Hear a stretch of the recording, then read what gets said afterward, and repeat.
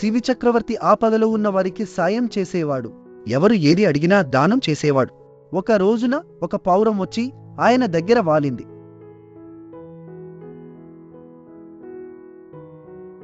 తనను కాపాడమని బతిమాలింది. సరే కాపాడుతానని చక్రవర్తి మాట ఇచ్చాడు.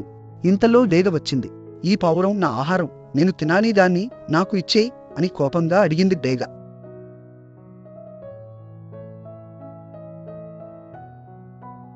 పావురాన్ని ఇవ్వను, దానికి బదులు ఇంకేదైనా అడుగు అన్నాడు శిబి చక్రవర్తి. అయితే పావురం అంత బరువుగలని తోడ మాంసం ఇవ్వు అన్నది డేగ. శిబి చక్రవర్తి త్రాసు తెప్పించి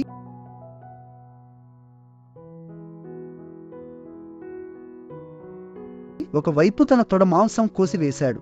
ఎంత మాంసం కోసివేసినా పావురంతో సమానం కాలేదు. చివరికి తానే కూర్చున్నాడు. పావురానికి బదులుగా మొత్తం తన శరీరానంత తినేయమని డేగలు వేడుకున్నాడు.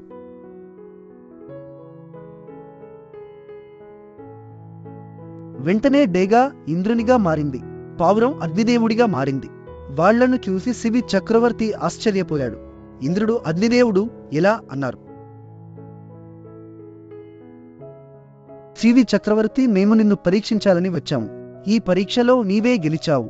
నీ దానగుణము త్యాగగుణము చూసి చాలా సంతోషించాం. గొప్పదాతగా భూమిలో నీ పేరు నిలిచిపోతుంది